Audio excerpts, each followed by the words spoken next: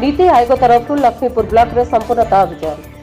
केंद्र सरकार को नीति आयोग तरफ लक्ष्मीपुर ब्लॉक रे आज संपूर्णता अभियान कार्यक्रम स्थानीय बासिंद कल्याण मंडप ठारे अनुष्ठित होई। एने ब्लॉक कार्यालय ठारे एक शोभायात्रा बाहरी बेले सांगरा हाईस्कूल छात्री मैंने ढेमसा नृत्यर ताले ताले शोभायात्रा को पाछोटी नहीं। ଏହି ଶୋଭାଯାତ୍ରାରେ କାଣିମୂଷା ପ୍ରାଥମିକ ବିଦ୍ୟାଳୟ ଛାତ୍ରଛାତ୍ରୀମାନେ ହାତରେ ବିଭିନ୍ନ ପ୍ରକାର ପ୍ଲାକାର୍ଡ ଧରି ବାହାରିଥିବା ବେଳେ ଶିକ୍ଷକ ଶିକ୍ଷୟିତ୍ରୀ ଅଙ୍ଗନବାଡି କର୍ମୀ ସ୍ୱୟଂ ସହାୟକ ଗୋଷ୍ଠୀର ମହିଳା ଓ ବ୍ଲକ କାର୍ଯ୍ୟାଳୟର ସମସ୍ତ କର୍ମଚାରୀ ଯୋଗଦେଇ କଲ୍ୟାଣ ମଣ୍ଡପଠାରେ ପହଞ୍ଚିଥିଲେ।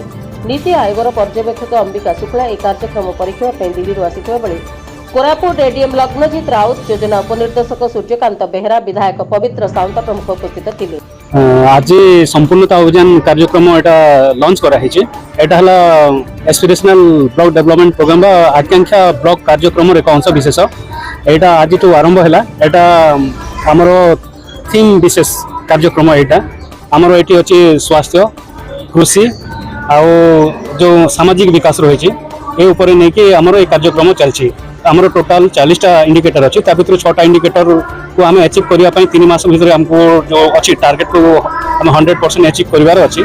हमें फर्स्ट होछि हमरो एंटीनेटल केयर जोटा अछि गर्भवती महिला मानकर जो प्रथम 3 मास रो जो जत्न नेबा कथा सेटा सुनिश्चित करैबो। हमें द्वितीय रे डायबिटीज स्क्रीनिंग होछि। तापर हमरो 3 नंबर है हाइपरटेंशन, 4 नंबर है सेल टेस्टिंग आ हमरो सप्लीमेंटरी न्यूट्रिशन जो दिया होछि आईसीडीएस तरफ सेटा को भी हम 100% मां मान को पाखरे पहुंचेबार अछि। आ 6 नंबर है रिवॉल्विंग फंड जोटा कि गोटे आर्थिक सहायता जोटा एसएचजी ग्रुप को दोचंदी केंद्र सरकार 10 ରୁ 15,000 जहा के तांकर फाइनेंशियल मैनेजमेंट कैपेसिटी बिल्डिंग करिया पे दोचंती। एई विषय सचेतन करिया पई ए प्रोग्राम आरंभ होछि। केवल सचेतनता न वास्तव रे ताको हमें कार्यकारी करिया पई ए योजना मूल लक्ष्य। ब्लॉक रो केउ अधिकारी माने एठी सहायता करिवे। ब्लॉक रो मेडिकल ऑफिसर फास्ट होबे जेतो हेल्थ इंपोर्टेंट होछि। तापरे रहिबे आईसीडीएस रहिबे आईसीडीएस रो सीडीपी जे चंदी से रहिबे। तापरे ब्लॉक रो एग्रीकल्चर ऑफिसर रहिबे, हॉर्टिकल्चर रहिबे। तापरे हमरो रहिबे ओएलएम ओडिशा लाइवलीहुड मिशन जोटा कि हमरो एनआरएल रो अंश विशेष से रहिबे। आ हमरो रहिबे। देखो जो संपूर्णता अभियान चली समग्र भारत वर्ष में चलती 500 गोटी ब्लॉक थ्रू आउट इंडिया चलती। तन्मध्य आम कोरापुट जिले में 2टी ब्लॉक लखीमपुर और लमतापुर ये 2टा ब्लॉक को सिलेक्ट होती।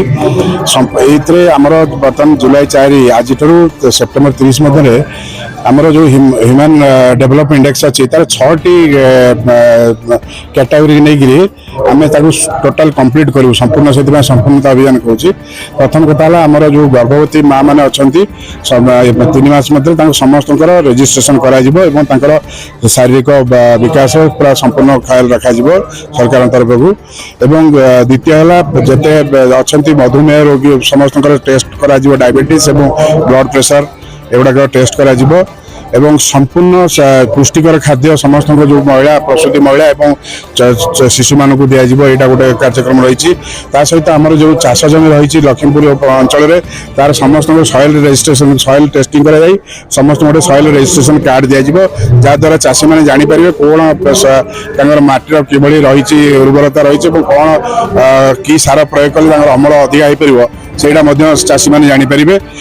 आउ गोटे कथा रहा आर्थिक साक्षरता एसएचजी माँ मान समस्त एसएचजी माँ मान रिवॉल्विंग फंड दिया 10 ରୁ 15,000 पर्यंत रिवॉल्विंग फंड दिया आवर्तन पांठी जोड़ा कहते जहाद्वारा से पांठी को विनियोग मूल दुर्दय भाव रखी विनियोग कर भविष्य पांठी सुदृढ़ कर नहीं। बर्तमान पर्याय कोरापुट जिले 2टी ब्लॉक लमतापुर और लखीमपुर को चयन कर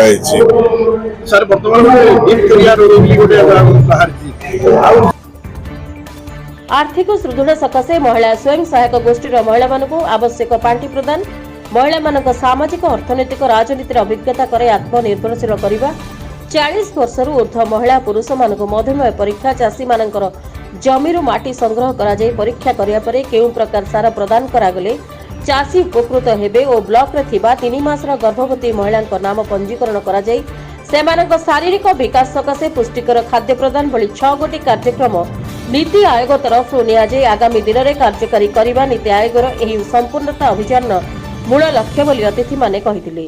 सम्मानित शिशु कल्याण विभाग, स्वास्थ्य विभाग, कृषि विभाग, तहसिल विभाग, शिक्षा विभाग, निर्वाचित लोक प्रतिनिधि और स्कूल छात्र छात्री माने उपस्थित थिबा बेले बीडीओ गुरेश्वर होई कार्यक्रम परिचालना करथिले।